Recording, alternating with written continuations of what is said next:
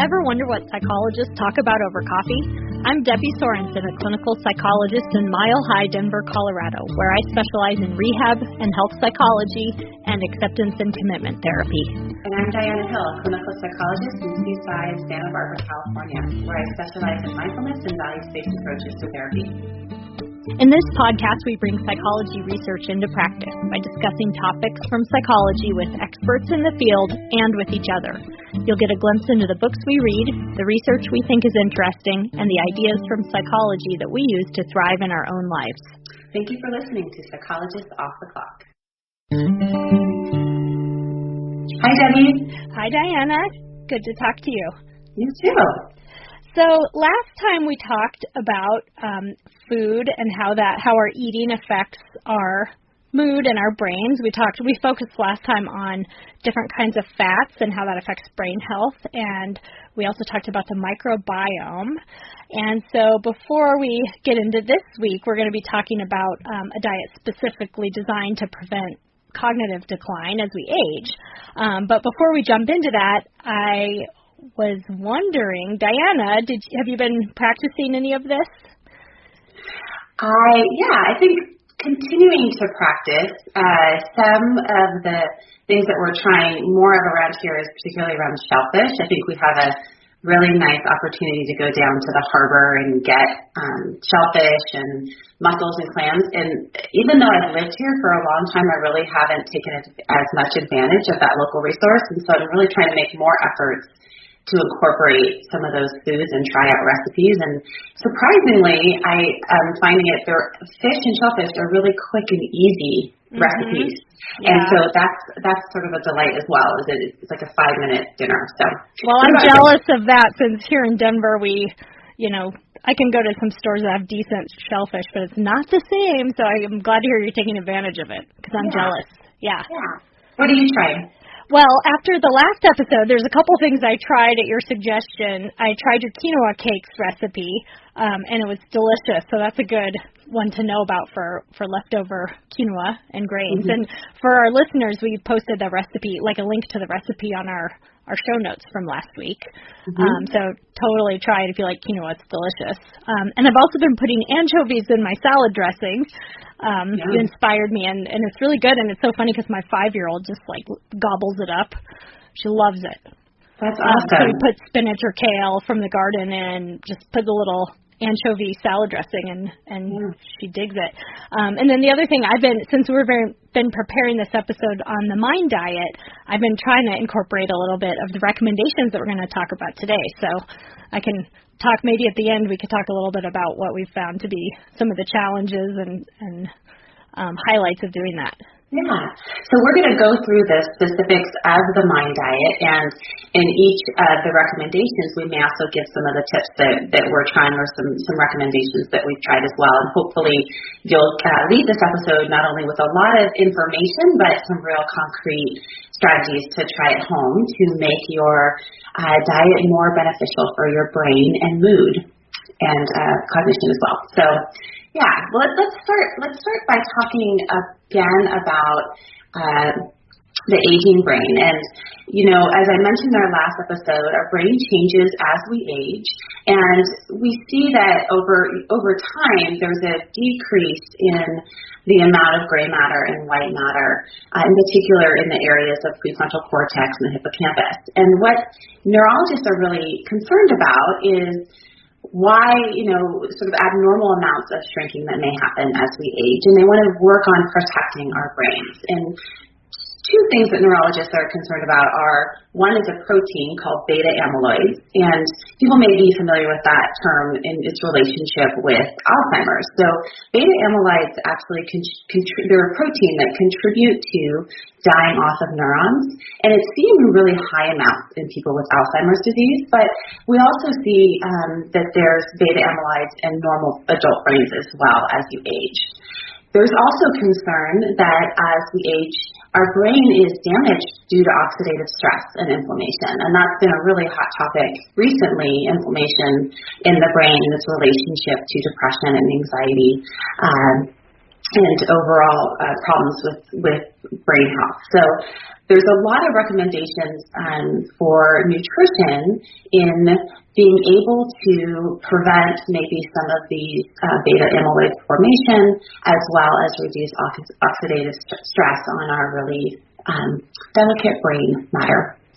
And a lot of the recommendations come out of sort of more longitudinal studies. So they're studying cohorts of individuals over time. And the Mind Diet, which we'll describe in a little bit, is an example of a longitudinal study. But longitudinal studies are correlational in nature, so you can't really get a really concrete cause and effect. And it's helpful to have a randomized controlled trial and other types of methodologies to dissect more what is the cause and contributing factors to nutrition and brain health. So there's one randomized controlled trial that I was interested in that came out in 2011 through the Archives of Neurology, and this was done by Suzanne Kraft and her colleagues at Wake Forest School of Medicine. And she randomized 49 participants to either a diet that had high simple carbohydrates and saturated fat, so similar to that Western diet the standardized Western diet that we talked about last week. So either people were assigned to eat a diet that was high in that sugar and saturated fat, or they were assigned to eat a diet that was had more of a lower glycemic index diet and low in the saturated fat, similar to a Mediterranean or DASH diet. And both these diets had the same number of calories. And what they did is they looked at the spinal fluids after eating this way for just 4 weeks. And they saw that for healthy individuals who ate that high saturated fat and simple carbohydrate diet, they actually had high levels or increased levels of those beta amyloid proteins in their brain. And those are the proteins that, again, are associated with dying off of neurons. They also saw increased inflammation in the brain. So that's an example of a randomized controlled trial where an intervention that is nutrition-based actually has direct influences on our brain health. Wow. Yeah, that's interesting. Mm-hmm. So another study that I was interested in was one that looked at biomarkers for certain nutrients. So they were looking at the biomarkers for 30 different types of nutrients and its relationship to measures of aging as measured by MRIs, as well as aging that they measured through cognitive tests. So in this study, it was from Oregon Health and Science University. What they found is they looked at the brains of 42 people who were elderly, so their average age of 87, and they studied these biomarkers and found that those individuals who tested high in omega-3 fatty acids, as well as high in vitamin D and the vitamins C, B, and E, were less likely to have brain shrinkage as measured by an MRI, and they were also more likely to score higher on memory and thinking tests. So again, this is looking at physical biomarkers in their blood plasma as in its relationship to what's happening in their brain. So those two studies together, I think, are really kind of important ones in looking at how our nutrition plays out for us in terms of our cognitive health. Yeah, and they sort of set the stage for this idea of how, your brain is affected by what you're eating. And so this Mind Diet that we're going to be talking about in more detail today is one specific diet that they suspect might be helpful for preventing neurodegenerative diseases. So what the Mind Diet is, we'll just give a little background first. It's basically, so MIND stands for the Mediterranean – Intervention for Neurodegenerative Delay. So it's basically a combination of two other diets that are already out there, and it was developed by researchers at Rush University Medical Center in Chicago and Harvard University. And so it kind of combines these two approaches. The Mediterranean diet, which I'm sure most people have heard of, which is sort of a classic diet used a lot of times for just overall health and weight loss. And then the DASH diet, which is the dietary approach to stop hypertension, and that's specifically designed for heart disease patients and stroke and hypertension and heart attacks. So those two diets, the Mediterranean and the DASH diet, are sort of combined here to help with lowering the risk of Alzheimer's disease. And so we'll talk about a couple of studies that suggest that this might be the case. It's worth pointing out, though, that unlike the studies, some of the like really high quality randomized controls trials, these are more correlational data. So I think there's more research to be done. I mean, this is kind of a common sense approach, I think, but it's been a little bit limited mostly to populations of kind of older, mostly white people. So anyway, it's a little bit limited still, and in its early stages, but it's promising.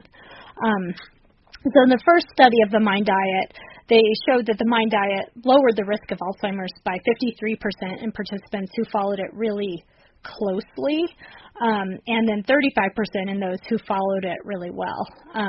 So they had 923 people in Chicago who were between the ages of 58 and 98, and they basically followed them for 4.5 years, and they, instead of telling them what to eat, so they didn't do like an intervention telling them what to eat. Instead, they just basically took a tally of what they were naturally eating. And then they kind of rated it on how closely it adhered to the DASH, Mediterranean, or MIND diet. And so, just kind of looking at what people were naturally eating. And what they found that all three of the diets were helpful in reducing the risk of Alzheimer's disease, but that the MIND diet was the most effective for people who only moderately followed it. Okay. So what you're saying is that all the diets were pretty effective in reducing Alzheimer's risk, but for those that followed the MIND diet only moderately well, so they were kind of moderately scoring on the MIND diet, they still had the benefits. Like, you don't have to follow it perfectly to get the same, or to get a good benefit from following the MIND diet. Yeah, so you don't have to be like super strict about it. Yeah. Which is perfect because no one really follows it. Exactly. That's what I was going to say. 4.5 years. I mean, who's following a diet for 4.5 years? I know, yeah. It's impossible. Impossible. But I also want to kind of say that even though they use the word diet, and they're not meaning diet as sort of the contemporary term, like you're restricting calories or following a very specific meal plan, but it's more of a diet in terms of dietary suggestions. Right, like a way of eating. One thing I actually like about it, as you'll see, is that there's some things they suggest that you don't eat, but it's more like eat more of these certain things, and so it's nice in that sense. It's just more about adding things. So anyway, so like the DASH and Mediterranean diet, this diet focuses on eating more plant-based foods and those sort of healthy fats, and specifically tailored to foods that we know are healthy for the brain, like, berries and leafy green veggies and stuff like that. And you can eat plenty of fat, but they recommend certain types of fat.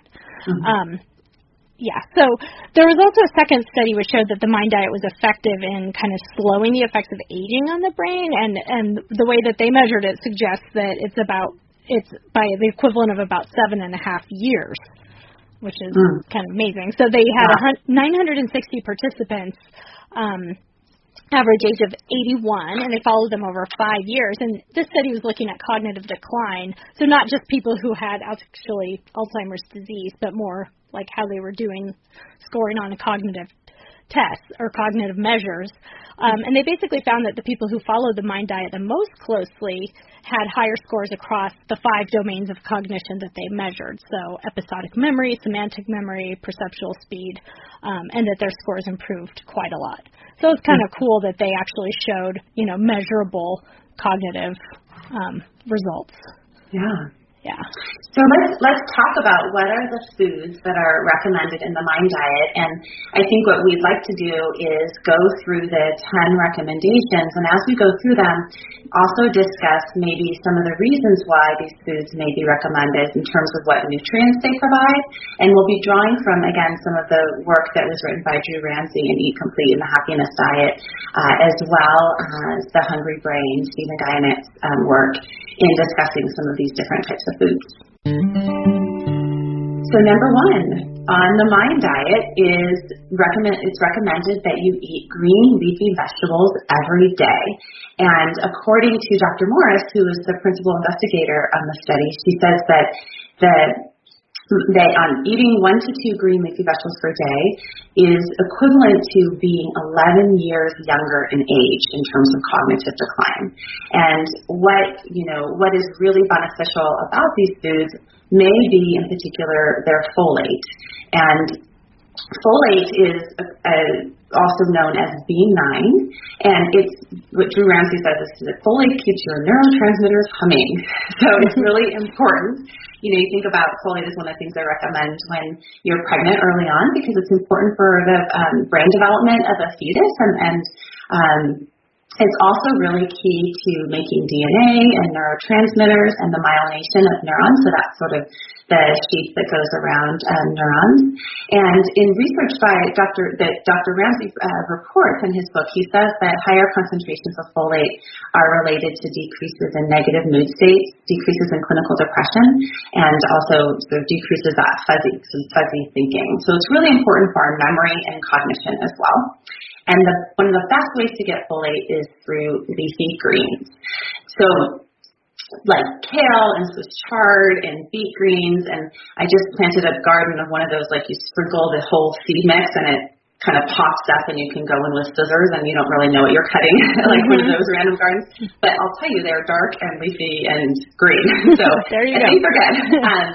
And what was sort of interesting when Stephan when he was talking about traditional hunter-gatherer diets, was that in traditional hunter-gatherer diets, it was mostly made up of plants and a large variety of plants. So there was sort of hunter-gatherers would be eating a variety of like 66 different types of plants compared to only the 20 or so different plants that we eat today.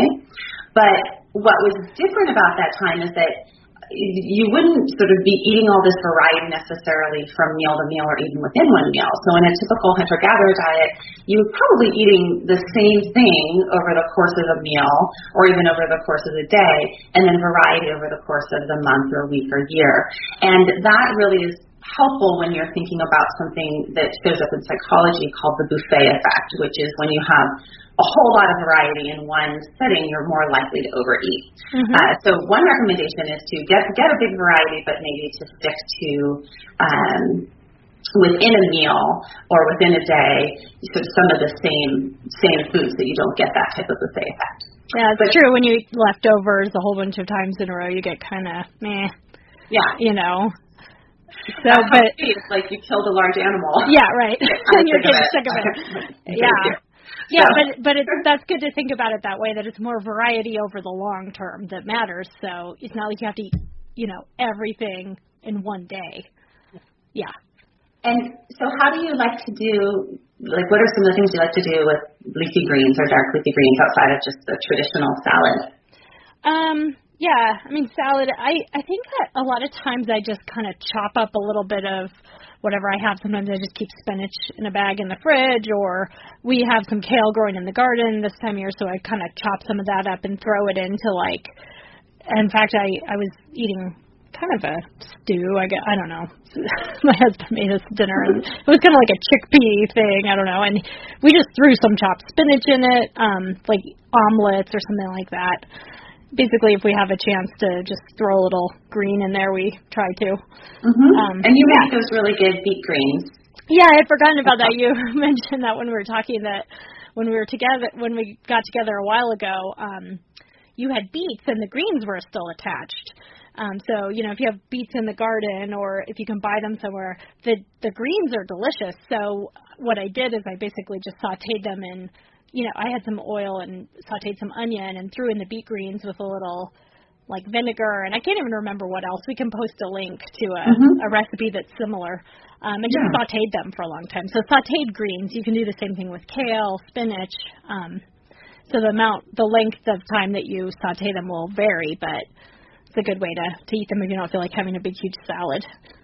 Yeah. So eating dark leafy greens every day, and at least one salad a day. And I would say that iceberg lettuce doesn't count. Right. So get creative with your not green enough. Not green enough. Okay, so number two, they recommend having one serving daily of other vegetables. So, it's important to get a variety of vegetables, and so you want your greens, and then you also want to add some of the other veggies in. So things like, whatever else you can think of, I guess, sweet potatoes, carrots, broccoli, etc. And there's a whole bunch of nutrients in all these other vegetables that can play a role. And a couple that we'll just kind of mention specifically that seem to matter for your brain. One is magnesium, and it's estimated that about a third of Americans are deficient in magnesium, partly because a lot of the farming that we do, the soil's already been stripped of it. And that's good for your mind because it kind of, they say it calms your mind and nerves. It's good also for muscle soreness. So, Epsom salt baths, I think that's a really nice relaxing thing to do. And that can kind of calm muscle soreness. And that has magnesium. And magnesium is also used to treat depression. So to get magnesium, you want to eat some of those other veggies. A lot of greens have it, actually. It's also in whole grains, salmon, beans, sunflower seeds, and blackstrap molasses, of all things. Which didn't you say you would have a little of that when you were pregnant? Is that what I used to, have that when I was pregnant. I think it was for also maybe the iron. Is that accurate? I don't know. I have to double check on that. But I remember having a tablespoon of blackstrap molasses. How'd it taste? It's not very tasty, is it? No. The things you do when you're pregnant. Yeah. I didn't know about that. I never did that when I was, so. Yeah. I must have missed that part of the. It was only with the first one. Okay, right. But Yeah. None of that. Yeah. Other vegetables are also high in something called carotenoids. Did I say that right, Diana? Carotenoids? Yeah. Okay, so, and that includes, you probably heard of lycopene, which is, travels to the brain, and it helps with, inflammation. And so that would be things like sweet potatoes, carrots, and pumpkins. I know tomatoes have lycopene. So anyway, all the more reason to, have just a variety of veggies. Yeah. And I think there is a technique to trying to get more veggies in your breakfast. And that's been, with the whole green smoothie trend, I think people are doing more of that, but also having more savory breakfasts. The other day when we had breakfast together, we had eggs and we just threw some greens on top of it. And if you get the veggies in the morning, it's sort of one of those do the things that you really care about first thing, because then later on in the day you don't have to, think about it as much. But that can be another way to feel like you're starting your day off. Right. That kind of inspired me because you did that. We saw each other in person recently, and Diana threw some greens on our breakfast plate, and I was like, oh, that's a good idea, and I did it, and I was like, I should really do that more often. It was nice. Yeah. Okay, number 3. So the third recommendation for the Mind Diet are nuts, and they recommend 1 serving a day. And I didn't know what a serving of nuts was, so I looked it up.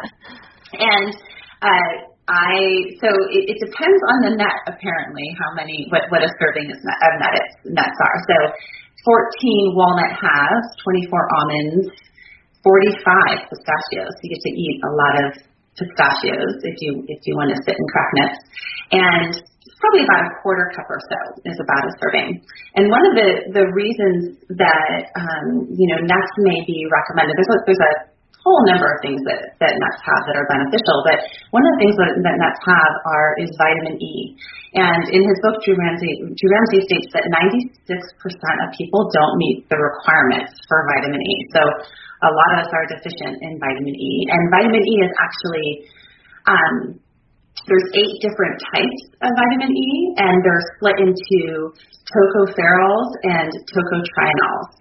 And they both protect, all these types of vitamin E protect our brain from damage. So our brain is particularly vulnerable to free radicals because of its high concentration of omega-3s that are easy to oxidize. So if you think about fish that's also made of omega-3s, it goes bad really quickly in comparison to something like chicken that doesn't go bad as quickly.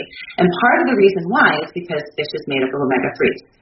Well, so is our brain. And vitamin E, which is a fat-soluble antioxidant, it sort of protects the outer layer of your brain cells. And it also helps the blood vessels in your body relax. And also helps blood be what's, quote, sort of less sticky, which helps decrease inflammation. So all this together are some of the benefits of vitamin E. Now, they also have found that when people have low levels of vitamin E, you see a much higher risk for depression as well as a higher risk for Alzheimer's. a lot of foods, after sort of finding these benefits of vitamin E, they started fortifying foods with vitamin E as well as trying to use supplementation. But they found that supplementation with vitamin E is really not effective and doesn't produce the benefits that they were hoping for. There actually may even be some problems with supplementing with vitamin E. And one hypothesis as to why supplementation isn't as effective as eating foods is because when they supplement vitamin E, they only supplement with this one type of variety of vitamin E, as opposed to all 8 different types. And whole foods have more biological potency than the supplements do. So that's why eating nuts and eating them on a daily basis according to the MIND diet may be particularly beneficial. The nuts that you see that are really high in vitamin E are things like almonds and walnuts. And as we know from the last episode, walnuts also have the added benefit of the omega-3 ALA. So those would be really great and have been shown to improve memory, concentration, to speed at which your brain processes information. So try and get nuts on a daily basis. And one of the ways that we try and get nuts in our house is I was just eating them tonight. We keep a bowl of nuts, mixed nuts, walnuts, Brazil nuts, pecans. Those are the primary ones I keep out there. In a bowl of mixed nuts in the center of our dining table, so that when you're done with dinner and you're just kind of sitting around the table, you crack nuts. Or if someone wants a snack, I say, go get some nuts. And nut cracker and the nuts out there. And it's more how we're actually designed to eat nuts, so it slows down. I mean, it'll take a while to eat 5 walnuts, but it's also an enjoyable process and kind of slows you down into enjoying the process of cracking a nut. Yeah. It always reminds me of my grandpa because I have a memory. Well, I just remember from throughout my whole childhood, he always had a bowl of nuts and would sit there and snack on them with a nut cracker. So it's a really sweet memory for me. And I have to just say, as a side note, I mean, this is one subject study, but he lived to be 100 and was really sharp right up till the end. So I'm just saying, maybe not a coincidence. Maybe not. Yeah. And it's really different to sit and crack nuts than, I think what we tend to do is get like the big, the can of the salted, nuts. And some of those you also want to watch out for because when there's, when they salt and roast nuts and you don't do it yourself, may often put like vegetable oils or things like that, and that kind of it's not as good for your omega-3 to 6 ratio. So roast your own, get them raw, roast your own, or crack them yourself. Yeah, and cracking them yourself, I like it because you're not just scarfing down, handfuls. It's slower pace. Yeah. So number 4 on the MIND diet are beans, and they suggest eating beans about 3 or 4 servings a week. So, several times a week, but not necessarily daily. Beans actually, I was reading something about the Mediterranean diet, said that a lot of the cultures where they have these little pockets of people with a lot of longevity, people have a lot of beans just as part of their regular diet. So it's sort of interesting. But there's a lot of fiber in beans, as you're probably aware. And so it's important for overall just sort of gut health to have that fiber. And according to the book we're talking about by Drew Ramsey, fiber also reduces overall inflammation, helps keep your insulin sort of steady so you don't get these spikes that over time have a negative impact on the blood-brain barrier that keeps toxins out. So a lot of good reasons why the high fiber beans are helpful for you. Diana, do you have any suggestions for incorporating beans in your diet? Yeah, well, we do. I like to do bone broth. We're going back in time.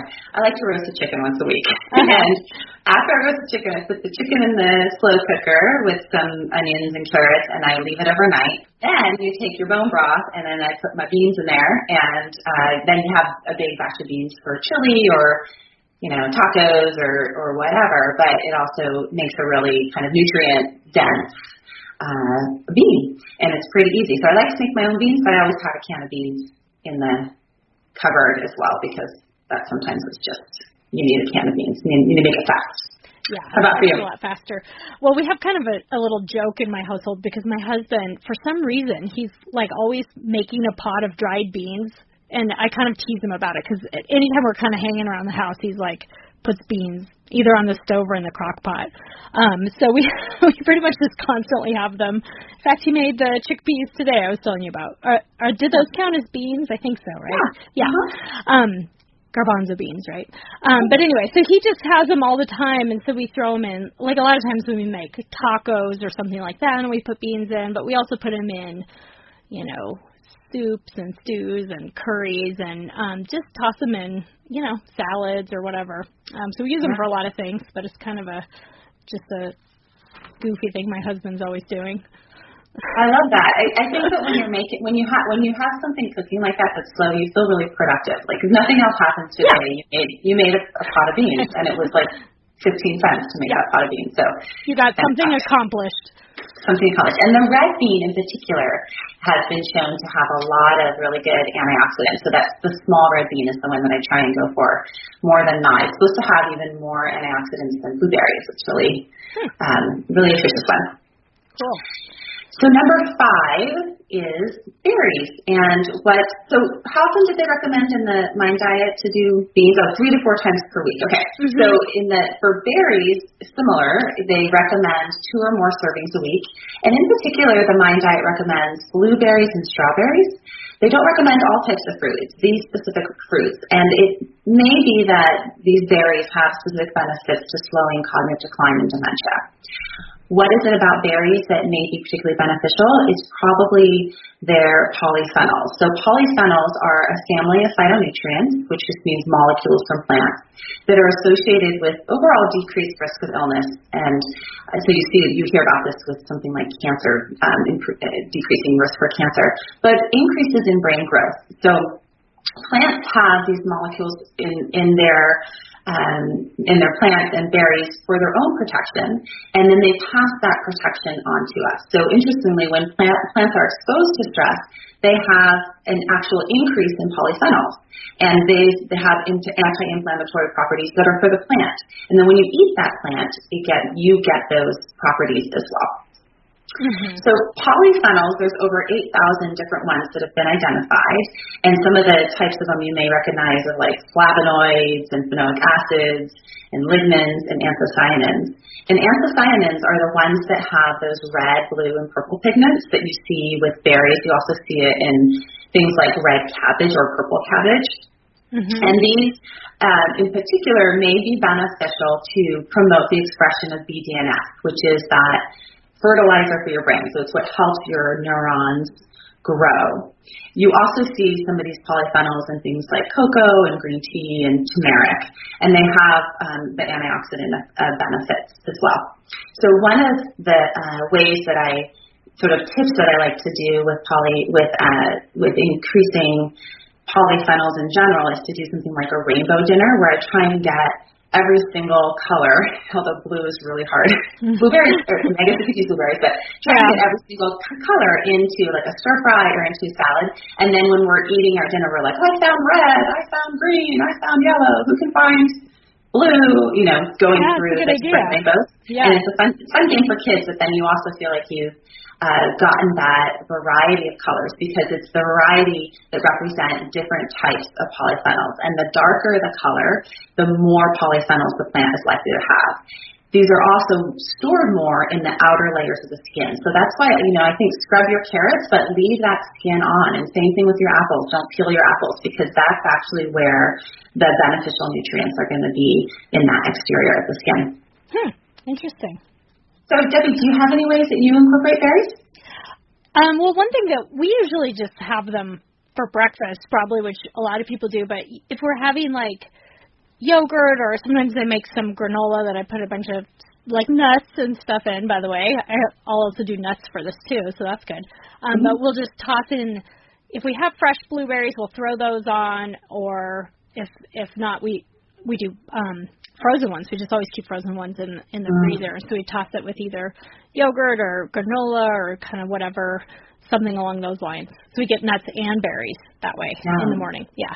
And I think the frozen ones are pretty good. When something about them makes them extra good. Frozen strawberries are really good. And I think that they do a really good job of freezing them right when they're really ripe. So it's kind of nice, because they're usually pretty consistently good. Yeah. Good.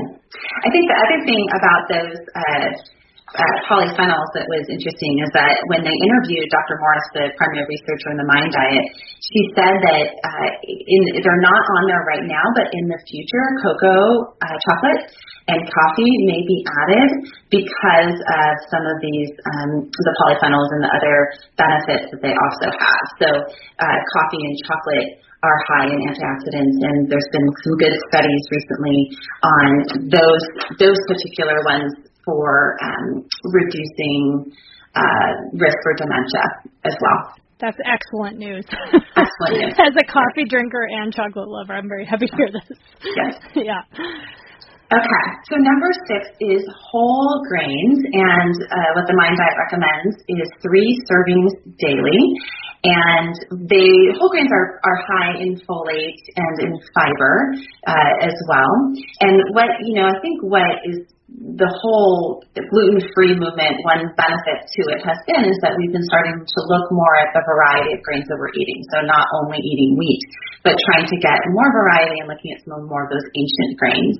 And so Debbie and I met up last week, and I brought through TSA. I can't believe it's a miracle, because the guy in front of me couldn't get his guacamole through the TSA machine, but I got a jar of wild yeast through. And amazing. It's amazing. And we made sourdough bread together. So I'm really excited to hear about how that turned out for you. So sourdough bread, one of the benefits of eating a sourdough, which is a slow fermented bread, and you can get it through like an artisanal bakery. And the benefits of it is that over that slow fermentation, a lot of the gluten is digested by the bacteria and the yeast, as well as it just makes it more digestible for your body, and so there's a lower glycemic index, and it also tastes really good. So tell me, how did your sourdough turn out? Yeah, it was good. I made it today, actually. So Diana brought me the starter, and so I fed it, and I followed her instructions for making bread, and I had a few glitches, but it turned out great. It was really good. Nice to have homemade bread, and especially with the sourdough starter that you brought. So I'm going to keep working on it, because you keep the starter going. So I'll keep perfecting the recipe. I had a few little things that I think, next time I'll do it differently, but it was delicious. Yeah. I made homemade bread in a really long time, so thank you. Yeah. And if you want to learn more about bread making and how to make sourdough, the book that I first learned at was Tartine's book. Tartine is a bakery in San Francisco, but I actually really like Michael Pollan's book, Cooked, and he has a number of recipes in there for other things like slow braising meats and things like that. But he has a great sourdough recipe, and we could probably link to it online, the recipe as well. Cool. Time intensive, but worth it. Yeah, it definitely was one of those things that, kind of throughout the day I kept having to go tend to it, but worth it. Yes. Yeah. Okay, number 7 on our list for the Mind Diet is fish, and recommended. On the Mind Diet, they only say 1 or more servings per week, which I thought was interesting, because some things you read suggest even more fish than that, but at least 1 serving a week. We talked a little bit about the reasons fish is important in terms of fats in our last episode, so the DHA and EPA. So we don't need to get into that again, but it's also high in vitamin D. And so you may have heard that vitamin D deficiency is a big problem in the U.S. We're not spending as much time outside, and you can get vitamin D through sunlight. And when we are outside, I know I, for one, am always putting sunscreen on to keep my skin protected, but that blocks out the rays that we need to produce vitamin D. So if that's the case, we kind of have to get it through our food. And vitamin D is important not just for your bones and stuff like that, but it's really important for our mood. So people with depression a lot of times have low vitamin D. It also plays a role in chronic pain. So a lot of times, it's really important to get screened for low vitamin D if you're experiencing depression or chronic pain. And it's important just for overall brain health. So you can increase your vitamin D by going out in the sun without sunscreen on for a few minutes a day, like maybe 15 minutes a day or so, and also by eating foods that have a lot of vitamin D, so like fatty fishes, pasture-raised butter, mushrooms, other vitamin D-rich foods. Yeah. Right. And number 8 is poultry. So the Mind Diet recommends at least 2 servings a week. And if you recall, we don't really have deficits in poultry in this. Wasn't it? It was in the list of the top 10, right? So I bet unless you're a vegetarian, I don't need to tell you to eat more chicken. But right. if you are a vegetarian, you probably don't eat chicken. But yeah. But poultry, one of the reasons why they're recommending it two times a week is because they're actually recommending it to use in place of red meat. So they're kind of giving you an alternative. Now, poultry does offer vitamin B12. And vitamin B12 is one of those vitamins that is hard to get if you're a vegetarian and is primarily in meat. You can get it from shellfish and fish and liver, beef, and eggs. And it's really central to methylation. So methylation is when a methyl group, which is a carbon and 3 hydrogens, moves from one molecule to another, and they're linking methylation to all sorts of biological processes, and it's essential for a whole slew of biological processes. You probably hear about methylation quite a bit. It's the one way that I heard it described is the little methyl group is like a little football that's being passed from one molecule to the next, and it's essential for things like DNA, the expression of DNA, so turning your DNA on and off to create proteins. And when people have low B12, you see symptoms of irritability, depression, cognitive decline, and really low levels of B12 can cause things like psychosis. So according to Drew Ramsey, B12 levels actually predict how fast your brain shrinks as you age. And there's actually deficiency is pretty common in people over the age of 50. And one of the reasons why people think that people over the age of 50 have low levels of B12 is because over 50 you produce less stomach acid. And stomach acid is what is necessary for B12 to be absorbed from food. There's another thing that's happening more frequently is the prescription of proton pump inhibitors, and those are the medications that are used for people that have acid reflux or GERD. And proton pump inhibitors, they also decrease your stomach acid. So in turn, you're also going to have low levels of B12. So or your B12 is not going to be absorbed as well. So in particular, if you're using this medication, it would be maybe important to look at your B12 levels and try and eat more foods with that. I was really kind of interested to find that there was a study recently that came out showing that the Mediterranean diet was actually as effective as proton pump inhibitors in treating acid reflux and GERD. I saw that in the news. I saw the headlines about that a couple weeks ago, yeah. So again, some of these food-based interventions may provide a lot of benefits. Okay, number 9 is olive oil. So that's really pretty heavy in the Mediterranean diet, is pretty heavy in the Mind diet.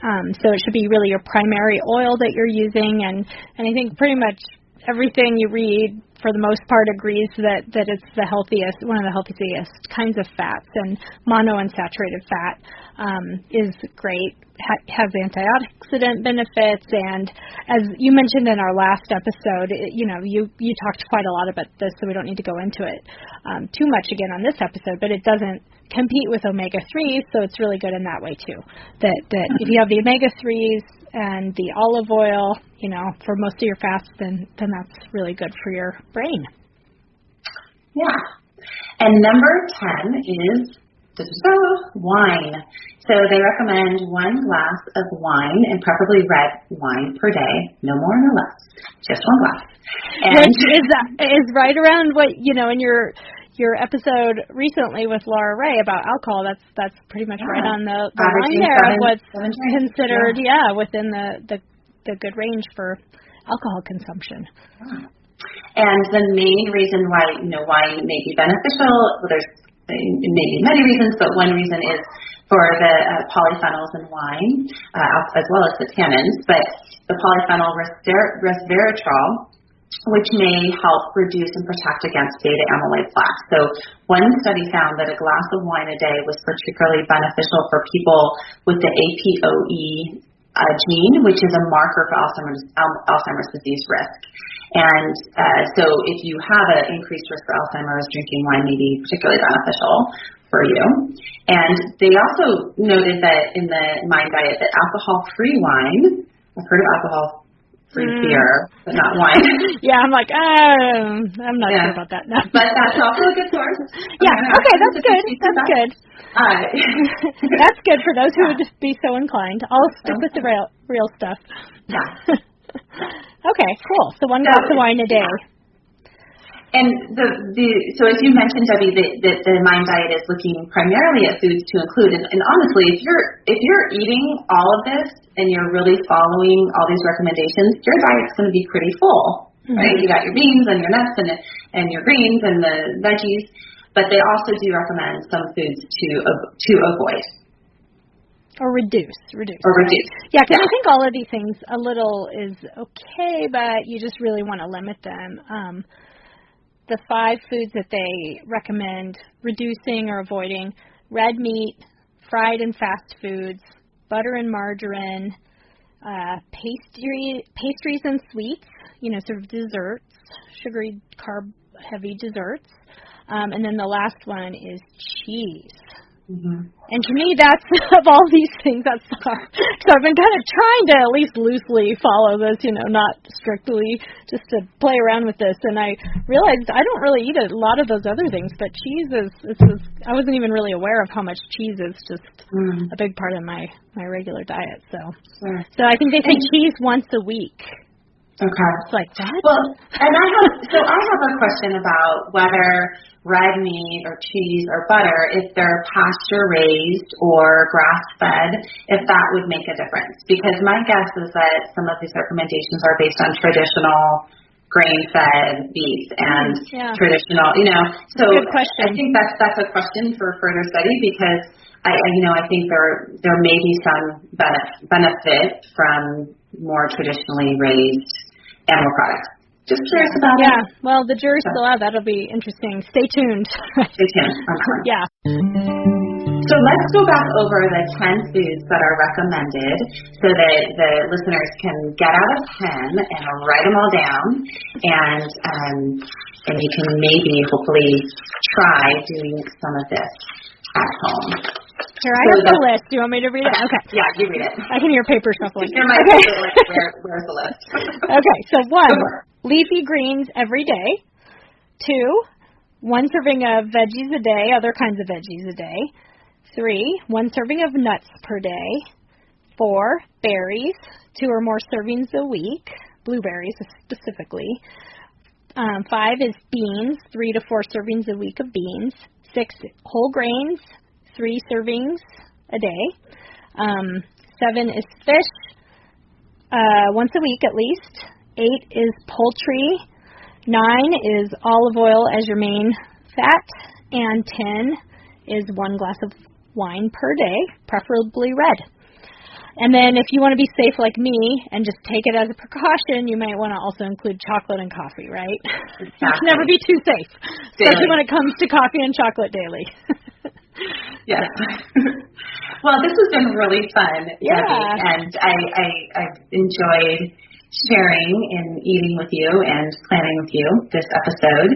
And we will put up some of the recipes that we mentioned here, as well as that list and links to resources so you can explore more and see what works for you. And wishing you all a lot of good brain health and good eating. Yeah. And if you liked this episode, please go onto iTunes and go into the leave a review section, because if you leave a review for us, it really helps us get to more listeners, and that's what's really what we're hoping for, is to contact more people and share in Psychologists Off the Clock. Yeah, and we'd love it if anybody tries any of these ideas that we're talking about in the last couple of episodes. If you'd let us know about it, you can write on our Facebook page and tell us what you tried and how it worked.